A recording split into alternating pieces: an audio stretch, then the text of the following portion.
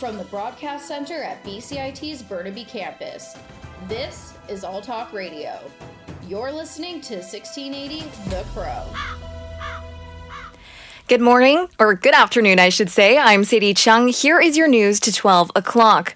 The Premier of British Columbia has tested positive for COVID-19. John Horgan confirmed the diagnosis today in a brief message on social media. He wrote on Twitter, "Fortunately, my symptoms are mild, and that is thanks to being fully vaccinated." He continues by saying he's following public health guidance, isolating, and working from home until his symptoms resolve. Vancouver death doulas are changing how Canadians view the end-of-life process. They educate and support families struggling with the death of a loved one. Reporter David Natalini has more. At a time where death can be an overwhelming topic, death doulas offer supports for those in need.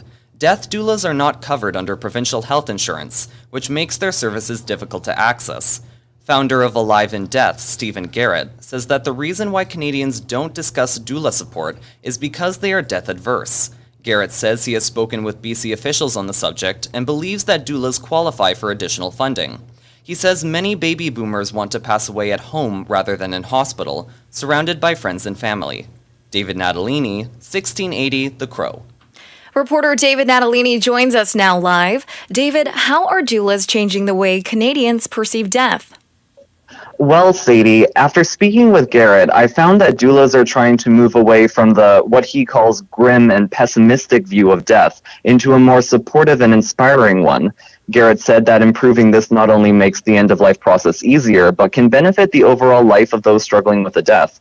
Back to you. Thank you, David. Abbotsford Council met today to hear a suite of options to better protect the city from future catastrophic floods. The 4 options involved varying degrees of upgrades with potential costs ranging from $209 million to $2.8 billion. The city says the mitigation plans were developed with the help of engineering consulting firm Kerwood Lidl.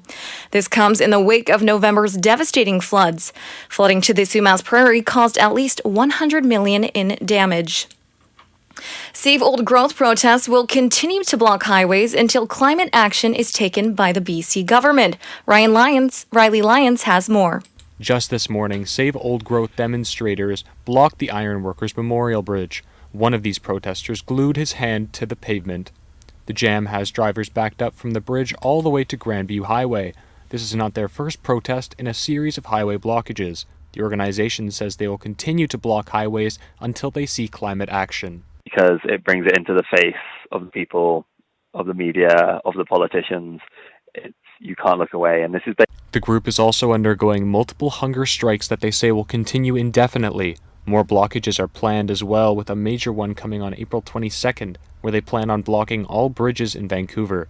Riley Lyons, 1680 The Crow. Some Canadian cities and provinces are asking the federal government for permission to decriminalize small amounts of drugs.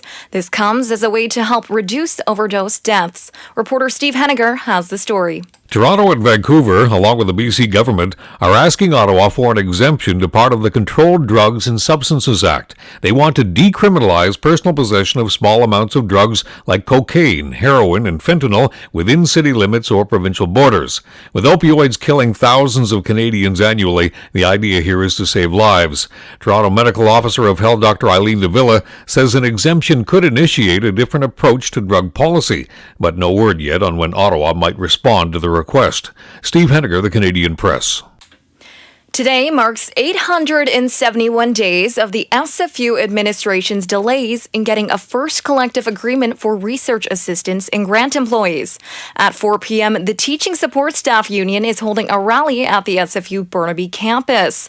The rally plans on marching and says they want to show the president they will not wait any longer and deserve a fair contract. A UBC zoology professor with expertise in infectious disease modeling says the province has seen an uptick in cases of a second COVID-19 Omicron variant. This comes as many health orders, including mask mandates, were relaxed. Sarah Otto expects more COVID-related hospitalizations and would like to see a fourth round of COVID-19 vaccinations rolled out.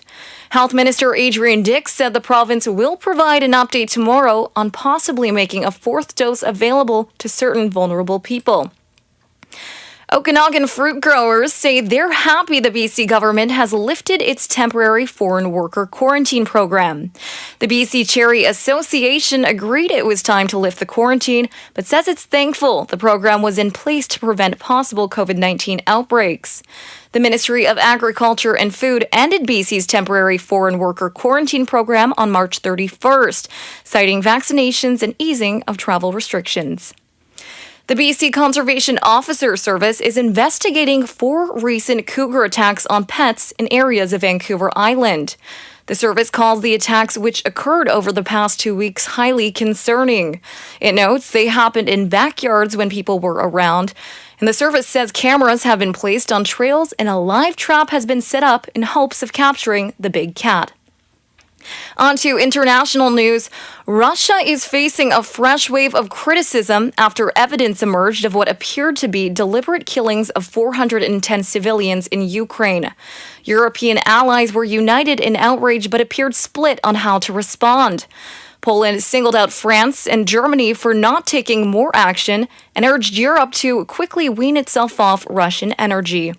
Meanwhile, the United Nations top human rights official is calling for an inquiry into the civilian deaths. The UN High Commissioner for Human Rights is calling for an independent investigation into what happened near the capital Kyiv after Russian forces withdrew from the area. In Geneva, UN spokeswoman Liz Throssell. Reports emerging from this and other areas raise serious and disturbing questions about possible war crimes, grave breaches of international humanitarian law, and serious violations of international human rights law. She adds it's essential that all measures should be taken to preserve evidence. Tom Rivers, ABC News at the Foreign Desk. The UN Health Agency says nearly everyone in the world breathes air that doesn't meet its standards for quality.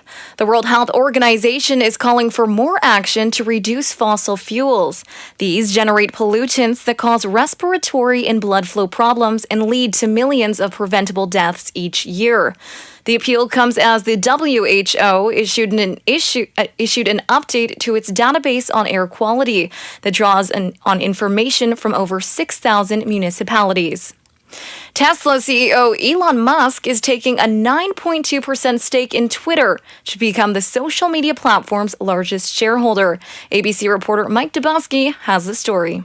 Elon Musk now owns 73.5 million shares in Twitter, according to new regulatory filings. That's about a 9.2% stake in the company, Wedbush Securities' Dan Ives. Elon is not someone that just puts a toe in the water. Musk has had a rocky relationship with Twitter, even accusing the platform of undermining democracy last month. Twitter, meanwhile, has lagged behind larger competitors like Facebook in terms of audience and revenue in recent years. Ives says that all means one thing. This is the start of some changes to Twitter. Mike Dubowski, ABC News, New York. Musk is one of Twitter's most followed accounts and among its most vocal critics.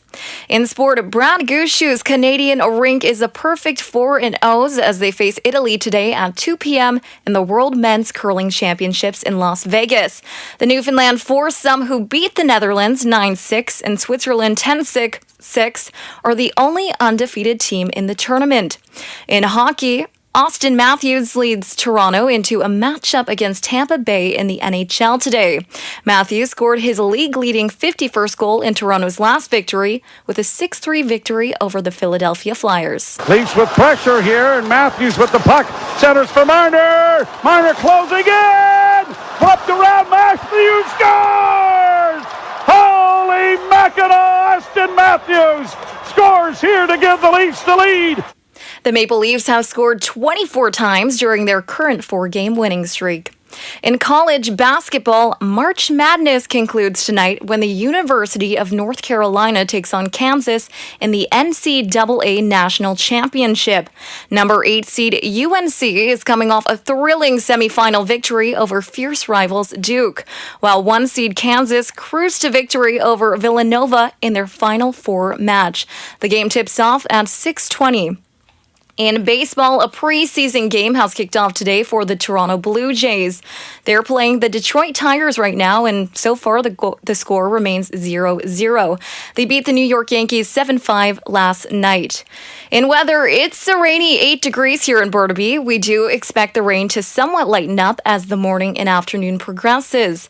So far, looking at a high of 9 degrees today, but showers are expected through the evening, but there's a hope for a break in sunshine tomorrow. That was your news to 12 o'clock. I'm Sadie Chung. You're listening to 1680 The Crow.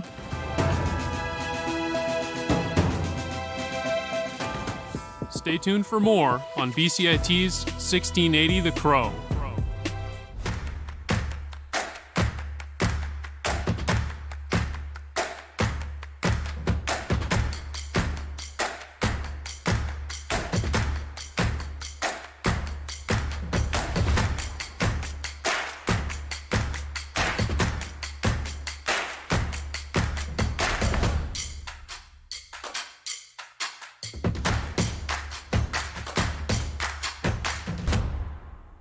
Everything is changing to digital. Everything is online. People aren't just waiting for the 6 o'clock news anymore. People want their news right now. They want to be able to go onto their smartphone, onto the internet, and see the news that they want to see. Vancouver is growing at, a really rapid rate, the Lower Mainland even, and with the tools that we're given here, we're able to cover all of that.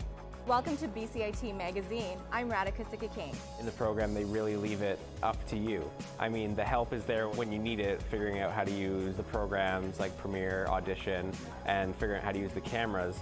But it's up to you to sort of experiment and figure out what you can do when you go out in the field. They brought candles and flowers to remember the student who lost her life yesterday. Theresa May says the international community condemns Moscow. They really make sure that you know the basics and you are able to put out a quality product. I'm Brady Tretnero. And I'm Radhika Sikki-King. Thank you for tuning in to BCIT Magazine.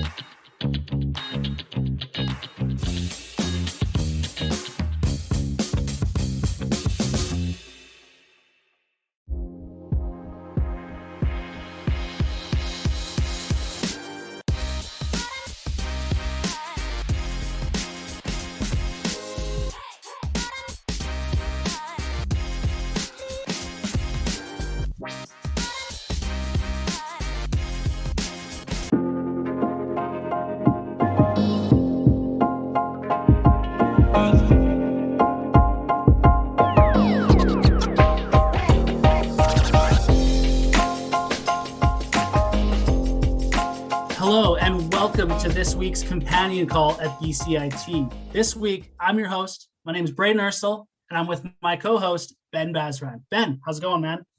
It's going great. I'm really excited to be doing this, and we got a great topic today, so excited to dive into it, and couldn't think of a better co-host, so happy to be doing it with you, Bray. Yes, definitely a very, very exciting topic this week, as we have decided to talk about none other than the Vancouver Canucks. It's been kind of a crazy season, a little bit of ups and downs, but there's definitely been a lot of storylines along the way. We have two very special guests coming in to talk to us about it. Jeff Patterson of the Sekeres and Price podcast. He's been covering the Canucks for well over a decade. And we're also joined by Clay Emo, a super fan and a season ticket holder. It's going to be a good conversation. Yeah, for sure. Can't wait to hear what those two have to say. It's been an up and down season for the Canucks, to say the least. And they only have 14 games remaining. And the playoff push is alive right now. It's alive and well. So really excited to see and hear what these two experts have to say. And I know, Braden, we're really excited to talk to them and hear their Canucks fandom, and we can kind of gossip maybe a little bit about what's going to happen, after the season. And I don't know if you have any thoughts on that right now, but I'm really excited to hear what these two have to say. All right. Well, before we get to our experts, I thought it might be a good idea to have a little bit of a fun Canucks related game. Kind of like, we just choose a word and we say that word, and then the other person, they just say the first thing that comes to mind. It's going to be a lot of fun. It's just Canucks related, just kind of, lighten up the mood a little bit before we get down to the serious nitty gritty talk, All right. I'll go first. Boudreaux. Bruce, there it is. Benning. Awestruck. I don't know. JT Miller. Absolute beauty. Thatcher Demko. Thatcher the Snatcher, man. Best goalie in the league. Best goalie in the league. All right. And last one I have is Rogers Arena. My paradise. Let's go. Yeah. All right, man. I got 5 words for you coming at you real quick. Let's do it. Pavel Bure.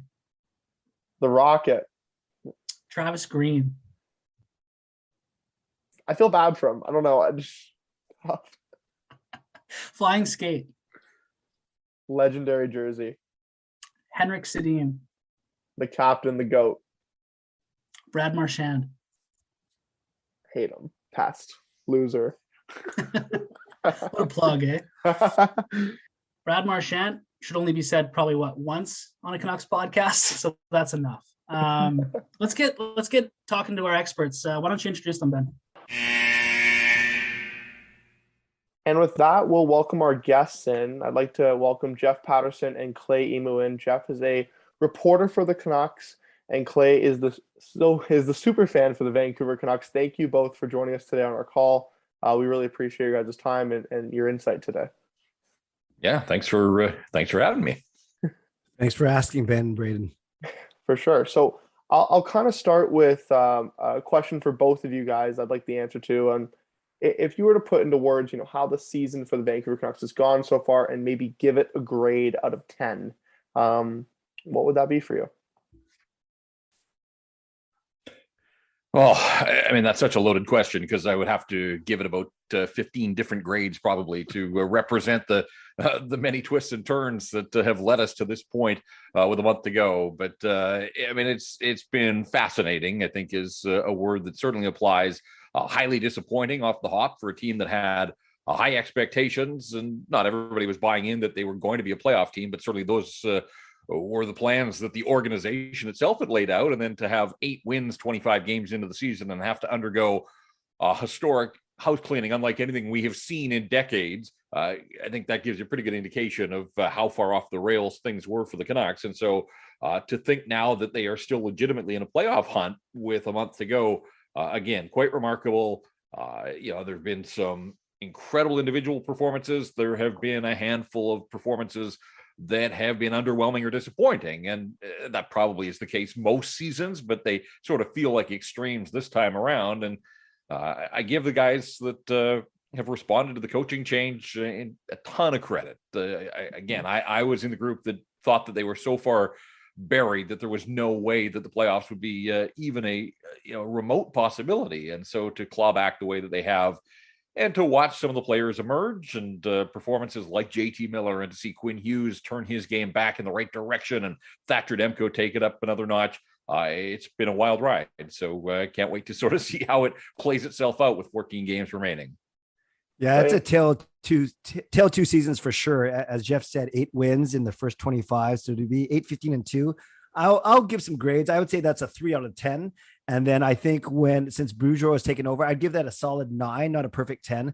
So you average that out, it's really a 6 or so, which isn't great. As Jeff said, a lot of great expectations for this team, playoff hopes, but then a horrible start and a remarkable last 3 months or so. So will it be enough to get in? Likely not. And you add the intrigue of all the off-season, the off-ice changes, and it's been certainly a season to remember for sure. But it always seems to be like that here. So I'll give it a solid 6 out of 10, which isn't great. No, definitely not great. But I think I have to kind of agree with the two of you. Like it's black and white on kind of how this season went. From from the very beginning, it was bad, and then we've kind of gotten to this point where it's pretty good. But is it good enough? Are we there yet? And was there enough time in kind of the coaching change to prove for this team to prove themselves? It's so black and white and up the middle. You just can't really tell still. So I'll kind of go into my next question here, which is the inconsistency the Canucks bring is definitely there. You lose to Detroit, you lose to Buffalo, and then you have a great road trip before this last game against St. Louis, where you're beating Dallas 4-1. So this team's kind of a Jekyll and Hyde right now. Are the Canucks in no man's land? When you look at how our core stacks up against the rest of the league, the West is very weak this year, and we're still fighting for a spot. So even with Boudreau taking over, are we kind of stuck in this, like, we're not good enough to contend, we're not bad enough to get a draft pick? Are we kind of in this no man's land? I'll start with you, Jeff, if that's cool.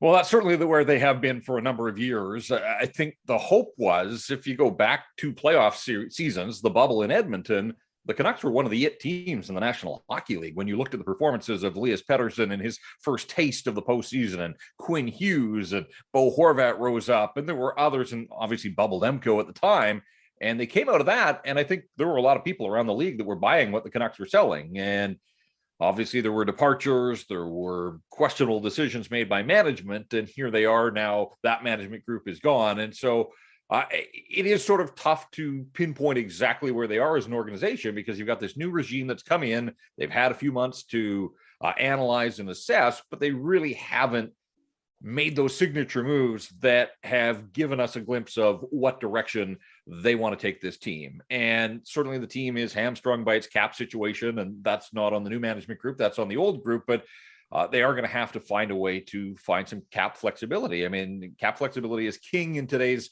National Hockey League, and they have none of it. And they're still hampered by a couple of contracts that are going to dog them for a few more years at the very least. So I think to answer that question, we need to get to the offseason, because this team, this management group, elected pretty much to stand pat at the trade deadline, other than moving Tyler Mott for a draft pick and Travis Hamonic, which was a nice bit of business on the part of Patrick Alvin and his group. But in terms of those decisions, what's the future for JT Miller? What's the future for Bo Horvat? What are they going to do with Brock Besser? Until we get a sense of what they prioritize, where they want to commit their cap dollars, and are they able to move out a piece or two as well to get some of that flexibility that I mentioned, those are the moves that not just me, but I think many in this market are going to be watching and anticipating in the offseason. It didn't happen at the trade deadline. They elected to keep this group together to see how far it ultimately could push. But I do think change is coming, and a pretty good chance that it comes a lot closer to the NHL draft in July, because that's sort of that next window of opportunity on the NHL calendar. So I'm not trying to dodge the question, but we don't know the direction that this management group wants to take this team, and we really haven't had any sort of telltale signs on that, but they are coming, and they're going to come pretty quickly after the season is done. Totally fair. Clay, for you, where do you kind of see the team right now, and where do you kind of see them moving, in the future? I agree with Jeff's assertion that we'll know more in the offseason for sure. For me, I look at the team that we've seen the past 3 months, and they're good. They're not really good, but they're good. But they've spent so much energy and physical and mental energy just digging themselves out of the hole that they dug, that I'm still not sure what we're seeing is truly the team that we have. We have all-stars, one all-star at each position in Demko, Hughes, and Pedersen, and put Miller up there. Then there's a bit of a drop-off to the Horvats and the Bessers, but then there's a big drop-off. And I think one thing that we need to do in the offseason is kind of trim a bit of fat and get stronger everywhere. Somehow knowing that you have those 3 or 4 core pieces, it's easier said than done for sure. And that's kind of the optimism I have, but we've been saying that kind of every year. And you look at the prospect pool, it's not massive. Yes, we have more draft picks this season, but those won't pan out for another 2 or 3 years. So I'm with Jeff in waiting to see what happens in the offseason, but I'm optimistic. That's kind of like my brand, but I don't know either. I would love to think we're the team that we've seen the past 3 months, but I'm not sure if there's enough there yet to do it with sustain this over a full 6-month season. I think I want to kind of go back, Jeff, to something you were talking about, saying that maybe we're going to see changes, maybe we're not going to see changes, but I think changes are probably coming. In your opinion, you've been around this franchise for a long time. You've covered this team when they were kind of the best in the league for a little bit. What does need to get done, in your opinion? Like, are you trying to get rid of Besser? Are you trying to re-sign Miller, even though he's getting up in age? Are you trying to just leave the forward core top 6? We know it's pretty solid where it is, and work on defense. We know we have Demko. We don't have to worry about that. What would you like to see done to have this franchise move to the next step? Well, I think the first thing that this management group is going to have to do, and they've had 4 months on the job now, is to assess what is Brock Besser. Ultimately, that's the pressing issue here. The decision has to be made. Are they going to commit to him long term? He's 25 now. He has had an underwhelming season. He's probably going to get to 20 goals, but I'm not sure that he gets to 25. And this is a guy that a lot of people were banking on being a 30-goal scorer, not just for this season, but for a stretch of seasons here. And he shows that potential. Again, though, this has been a disappointing year, particularly at even strength. He's a guy that scored 10 of his goals on the power play, but 5-on-5, there has not been a lot of offense there for Brock Besser, particularly since Christmas. So there's a big decision that has to be made, both in the short term. Does this organization value him? Do they want him? Do they see him as part of the future? Or is he an asset that they could peddle? And what could you get in return? They have to address scoring from the wings. This has become a crisis situation for the Vancouver Canucks, because really almost all of their offense comes from the center ice position. And I know Elias Pettersson is playing the wing these days, but he's still a center. In the big picture, long-term, to maximize what he can offer this hockey club, he is a centerman for this team. So it's JT Miller, it's Bo Horvat, it's Elias Pettersson, and really that's it. And this past road trip, as successful as it was for the organization, was a microcosm of that. Miller and Horvat each scored 3 goals. Pettersson had the big night in Denver, or in Dallas rather. He had 2 goals. They only had 4 forwards that scored on the road trip, and they're getting nothing from the wings. And as Clay said, they don't have a lot in the prospect pipeline either, outside of Danila Klomovic. And at some point, you hope that he continues to develop and becomes a scoring winger. And Vasily Podkolzin's going to get better as he goes in his rookie year. But right now, all of their offense comes down the middle, and you need scoring. They need some wingers that can put the puck in the net and put it in the net with some regularity. And Connor Garland, let's be honest, it's been a highly disappointing season. As fun as this guy is to watch and spin around and wheel and deal, again, it's the NHL. You have to have a bottom line. And, so that's become a massive concern for me, is they've got to figure out the wing position and how can they find some guys that they can count on to score. Absolutely. And just to kind of add on to that just quickly about the whole situation. I mean, in this is the type of league where you have to be really good to be good. You can't, like, the littlest mistake can cost you a game. And I think the Canucks are they're good, but they're not great. And I feel that kind of everywhere on the team, on the roster, besides the net. Like, I mean, they got a great goalie in Thatcher Demko, but outside of that, you got a bunch of good players, but you don't exactly have the greatness in order to become a playoff team and a championship team, in my personal opinion. And that kind of leads me, Braden, thank you, Braden, into my next question, that kind of maybe one of our final questions here. Clay, I'll start with you, and then Jeff, I'd like to get your thoughts on this as well. 14 games remaining in the season. 3 points back of the last playoff wildcard spot, I believe still, unless anything else has changed tonight. Percentage chance they make the playoffs. They're probably going to have to face some stiff competition if they get in, but what percentage do you put on them making the playoffs? And do you think if they did, then the season would be a success? My heart says 50%. My head says about 10%, what the numbers say. Ben, they have 14 games left. Conventional wisdom says they got to win 11 of those, and 9 of these 14 are against teams that are in a higher position than them in the standings. So we know it's not going to be easy. And even you look at the Vegas game by itself, and you can't presume we're going to win all 3. So really, that's only a 2-point swing. Dallas has got 4 games in hand, and they're already ahead. It's not looking good. They can do good things. They can build confidence. They can maybe rattle off a few wins in a row. But that doesn't mean they're going to beat the lesser teams automatically either. We saw, as you mentioned, how they struggled against the Detroits and Buffaloes of the world. So if you take away all that and just say 11-3, that's actually a better pace than they've done under Bruce Boudreau. So unfortunately, I don't think it's very likely. Okay. Jeff? Yeah, I probably peg it at about 15%. And again, I've sort of at times here written them off, including at the tail end of this most recent homestand. I thought they had shot themselves in the foot and they were done. And, you can't write these guys off. So I give them a ton of credit. I'm going to let them play this out. Obviously, they're going to play the games that are there in front of them. There were a couple of things that I'm looking forward to in the month of April, though. They've got it to a point where those games against Vegas are going to have some significance, and there are 3 of them. And as Clay said, if they split, they're both kind of split. If they each take points off each other, they're sort of chopping each other off at the knees there. So one of the teams probably has to sweep all 3 of those games to remain in the mix for a playoff spot. But if they exchange points, it's really not helping either one of them there. In a perfect world, because I do want this Vancouver-Seattle rivalry to grow, and it's not going to happen in the playoffs this year, but there is a game in the final week of the regular season. I would love it if the Canucks could remain competitive, if the games into the final week, games 79, 80, 81, 82, if they meant something, like imagine the Seattle Kraken had the chance to be the team to eliminate the Vancouver Canucks from playoff contention. Like, you want to build this rivalry up, you want to build up storylines and stuff. Like, I think that would be perfect. So that would mean the Canucks hold up their end of the bargain until the final week of the regular season. I'm not sure that they're going to be able to do that. They've still got a little mini road trip that's going to take them into Minnesota and Calgary. That's going to be difficult. They still have a head-to-head with Dallas at some point. And then, as Clay said, how can we trust this team that has slipped on the banana peel so many times? You've got games against Arizona. You got a game against Ottawa.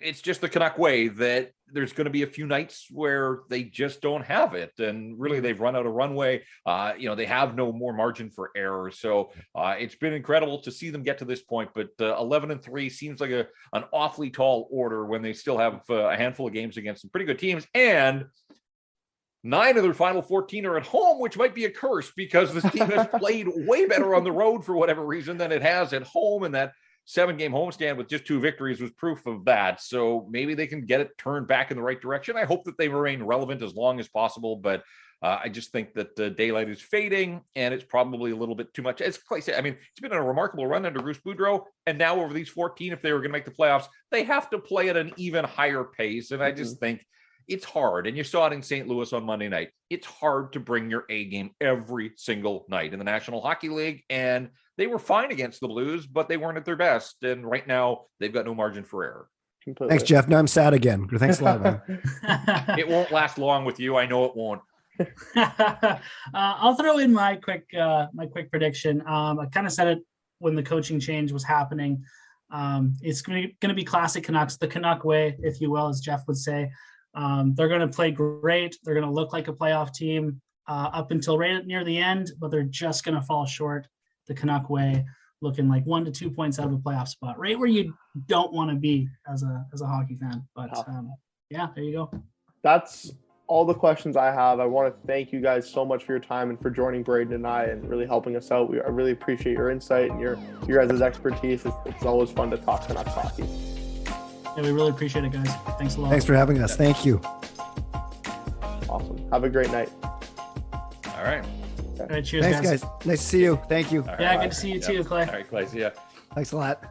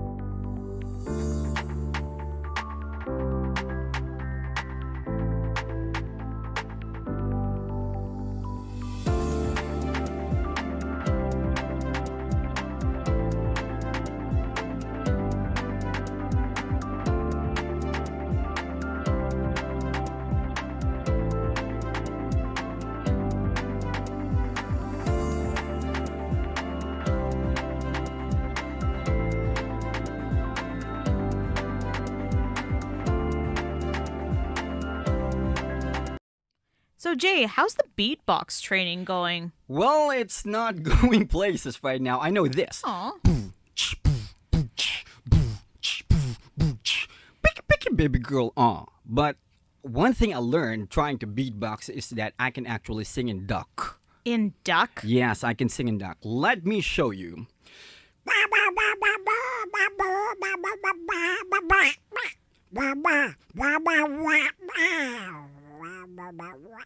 Jay, did you just sing paparazzi? Yes, yeah, let's just start the program.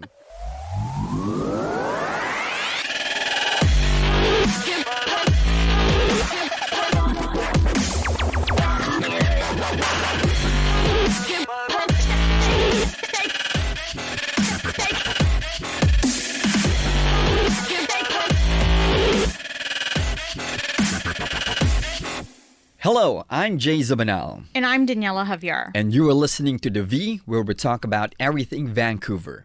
Today we will be talking about the BC Film Commission's role in shaping Hollywood North. Let's take a quick trip down Hollywood North's memory lane. Credits to Kevin Yee from BCIT News for this timeline.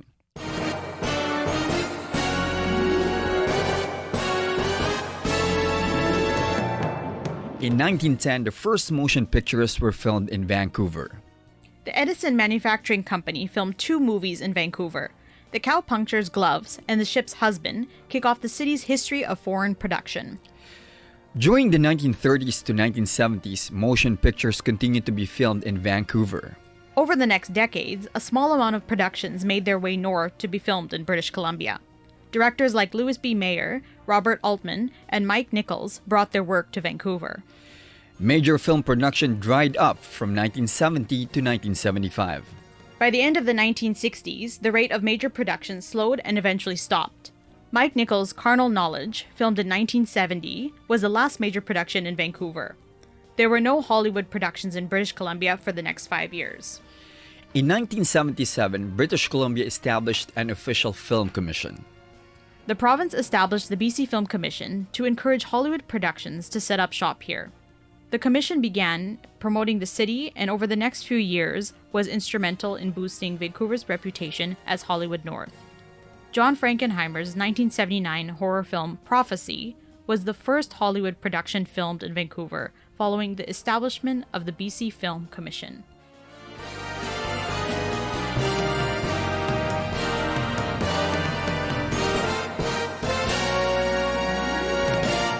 Experts say that Hollywood North has been a nickname for Vancouver's film industry when the Provincial Film Commission was established in 1977 and began promoting the city to Hollywood productions. This commission was instrumental in boosting Vancouver's reputation as Hollywood North. Did you know that a majority of Hollywood productions take place here? Whenever it's Seattle in a movie, most likely it's actually Vancouver.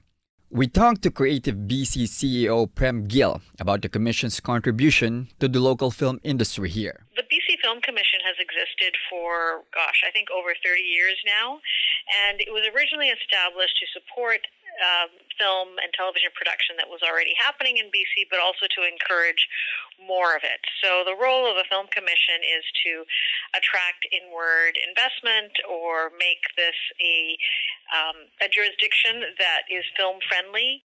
You know, Jay, it was interesting to listen to Prem talk about the Commission's contribution to the industry. She said that she doesn't think there's only one organization or group that helped Vancouver become Hollywood North.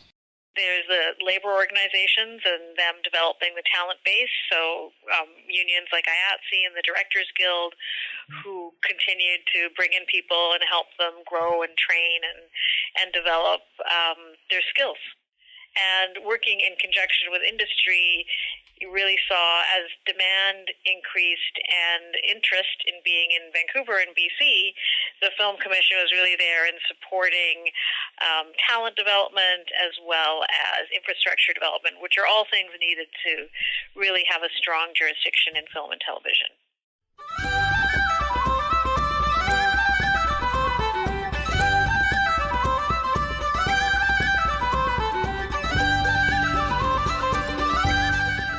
We talked to local award-winning costume designer Elisa Swanson about her role in the filming industry.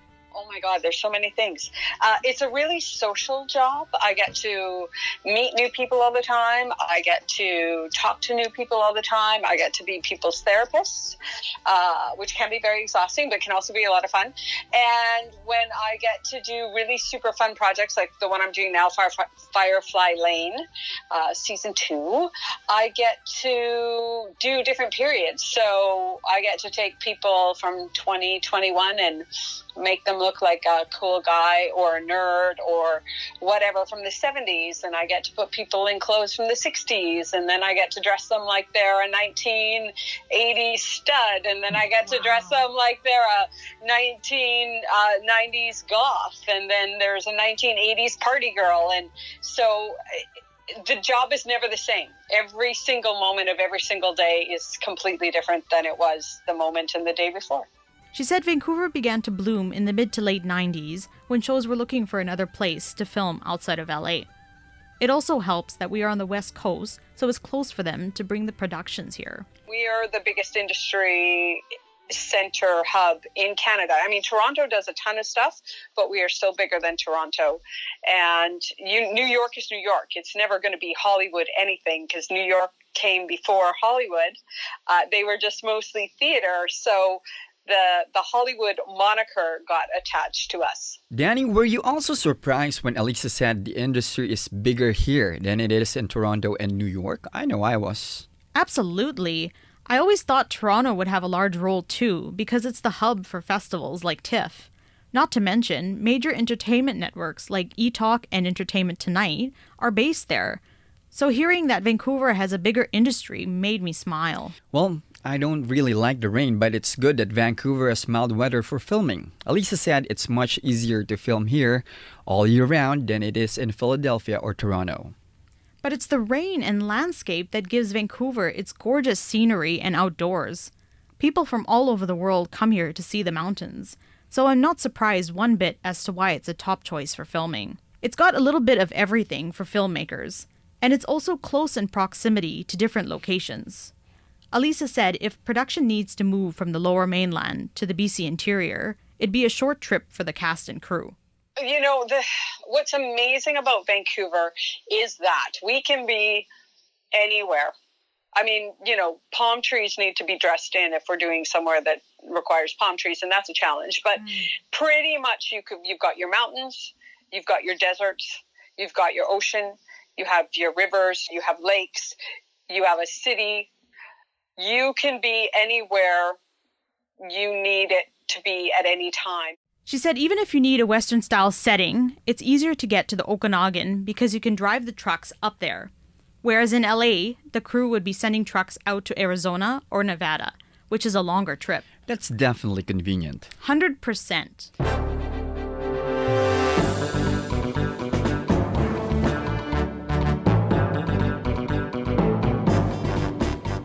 But what's more interesting is that Vancouver sort of became the official Hollywood during the pandemic.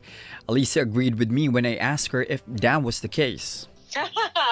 Well, for a bit there, yeah. There was nothing filming in LA at all. And if you wanted to film anything, you had to come to Canada or go outside of the States to do it. And Canada was probably the safest spot to go at that point in time. I love that, Jay. We do live in one of the best cities in the world. And LA knows they'll get their money's worth if they bring productions here to BC. Prem said the tax incentive is a major factor in choosing Vancouver as a filming hub. And then we also have our strong tax incentive, tax credit programs that are administered here through Creative BC, which are also beneficial in helping with production budgets for people to access. Our film industry continues to grow even with a pandemic lingering in the background. Elisa said it's not going to slow down. I was surprised when she said they weren't sure if the industry would stay open because of the lack of tax credits. Yes. I'm glad Elisa said everything worked out and that the politicians smartened up. They'd be silly to let go of the large revenue they get from the filming industry. And, you know, we've been busy. Like, ever since we went back to work, we have had almost too much work for the amount of people that we have in the industry to service. So we have definitely not suffered work-wise at all from the pandemic. I mean, we were all off for 5 months, but so was everybody. The entire country was off, so it wasn't like we were some of the first industry to get back to work. And it's not just the incentives and the scenery. Prem also says that we have very talented professionals here in Vancouver. But also we have a really strong talent base. So we have, basically, we like to say that everything from pre-production to post-production. So you can prep your series here, you can make it here, you can also do your editing and visual effects, or if you're doing animation, we have a strong animation community. So we have the talent here. Jay, I can't tell you how proud I am to live in Hollywood North. My only complaint is that I'm not in any of these movies. Yeah, well, maybe one day, Danny. Yes. Okay, pop quiz.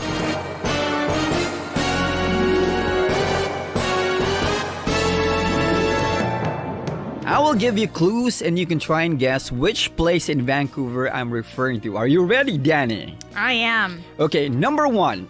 50 Shades of Grey was shot here.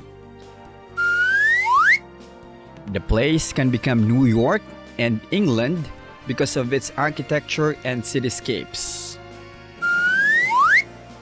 Got any ideas?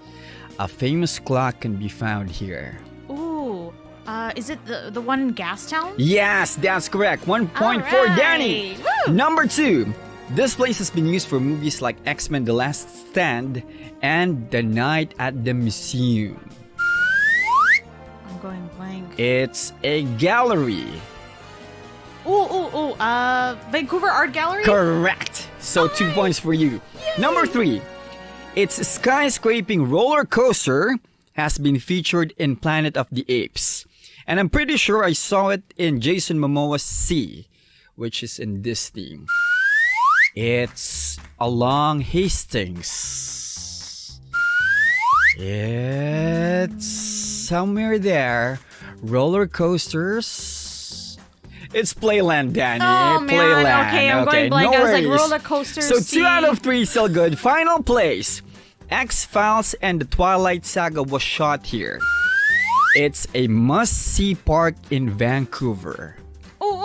Stanley Park. Yes, that's correct. See? Vancouver is really versatile. Yes, and that's why a lot of TV shows film here too. Some popular television shows that have filmed here include Riverdale, Once Upon a Time, Supernatural, and Smallville. Have you seen Twilight New Moon, Jay? That was also filmed in BC. Oh. And the main character, Bella Swan, almost kills herself by jumping off a cliff. That was filmed in Squamish. Well, no, I haven't, but you definitely hooked me with that line. Yeah, you didn't miss much. This teenager obsesses over a boy, throws her life away for him, then turns into a vampire. Oh, young love, full of promise, full of hope, ignorant of reality. That's a line from Valentine's Day, by the way.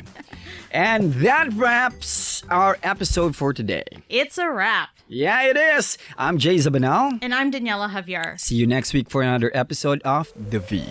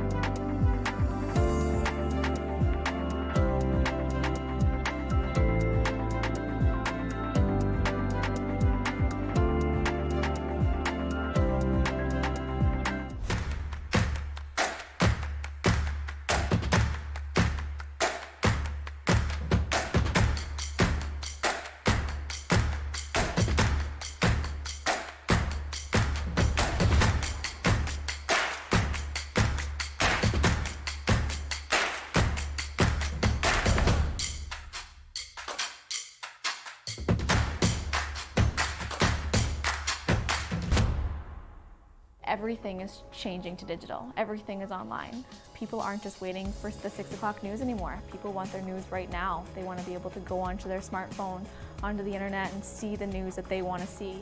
Vancouver is growing at, a really rapid rate, the Lower Mainland even, and with the tools that we're given here, we're able to cover all of that. Welcome to BCIT Magazine. I'm Radhika Sikakane. In the program, they really leave it up to you. I mean, the help is there when you need it, figuring out how to use the programs like Premiere, Audition, and figuring out how to use the cameras. But it's up to you to sort of experiment and figure out what you can do when you go out in the field. They brought candles and flowers to remember the student who lost her life yesterday. Theresa May says the international community condemns Moscow. They really make sure that you know the basics and you are able to put out a quality product. I'm Brady Tretnero. And I'm Radhika Sikakane. Thank you for tuning in to BCIT Magazine.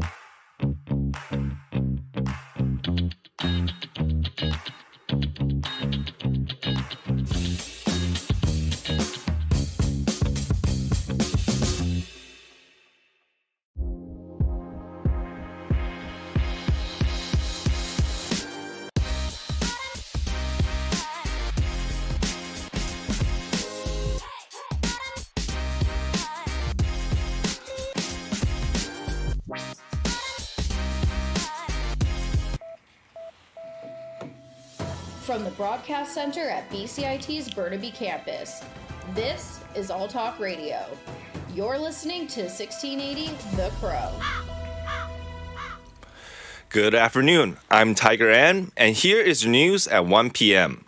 BC Premier John Horgan tests positive for COVID-19. Horgan says on Twitter that he received his test results early Monday. He said that fortunately, his symptoms are mild, and that is thanks to being fully vaccinated. He's following public health guidance, isolating, and working from home.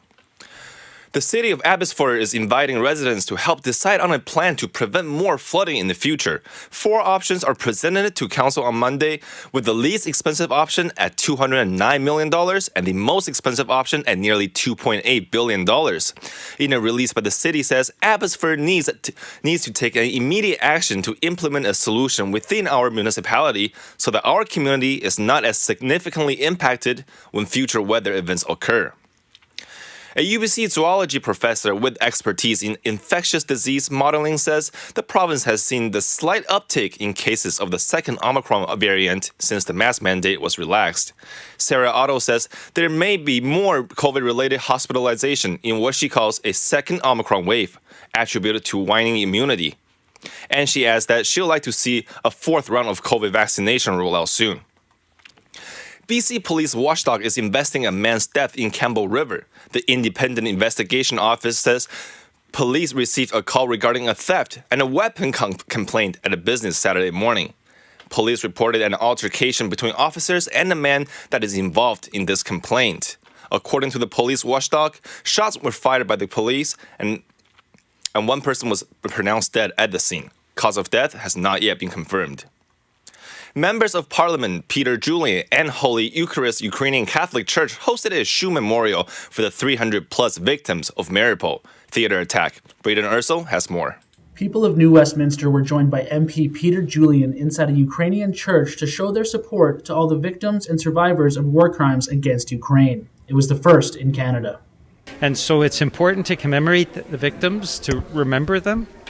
And equally important that we step up now with enhanced humanitarian aid, the support for refugees, and also to stand very, very clearly against the Putin regime and all of its allies. Canadians are encouraged to donate to the church's website to help Ukrainian refugees with visa application forms, plane tickets, temporary accommodation, and community settlement. Braden Ursel, 1680, The Crow. Foreign Affairs Minister Melanie Joly is condemning Russian attacks on the Ukrainian civilians as abhorrent and senseless. And she says new Canadian sanctions are coming against Russia as a result. Joly met with her Finnish counterpart in Helsinki to discuss the reports of war crimes against civilians. These are clearly war crimes. These are clearly crimes against humanity. And it is important for Canada to play its role in making sure that there is accountability for these acts, and these acts cannot go unpunished. A United Nations climate panel is calling on countries to rapidly phase out fossil fuel. ABC's Aaron Katersky has more. To UN Secretary General Antonio Guterres, investing in new fossil fuels is moral and economic madness. Instead, the Intergovernmental Panel on Climate Change called for a substantial reduction in fossil fuel use and deploying renewable energy on a much larger scale. Otherwise, the panel warned the world will remain off track to hit its target of limiting global warming. The latest report comes as the world debates ways to respond to an energy crisis brought by Russia's invasion of Ukraine. Aaron Katersky, ABC News, New York.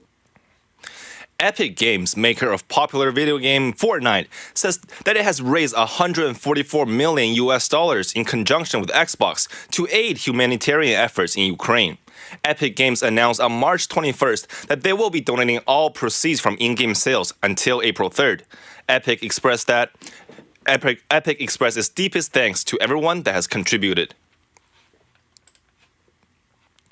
Tesla boss Elon Musk buys some minority stakes in Twitter. ABC's Mike Dubusky has more. Elon Musk now owns 73.5 million shares in Twitter, according to new regulatory filings. That's about a 9.2% stake in the company. Wedbush Securities' Dan Ives. Elon is not someone that just puts a toe in the water. Musk has had a rocky relationship with Twitter, even accusing the platform of undermining democracy last month. Twitter, meanwhile, has lagged behind larger competitors like Facebook in terms of audience and revenue in recent years. Ives says that all means one thing. This is the start of some changes to Twitter. Mike Dubusky, ABC News, New York. Well, that was news at 1 p.m. Thank you for listening. I'm Tiger Ann. You're listening to 1680 The Crow. Ayah. Stay tuned for more on BCIT's 1680 The Crow.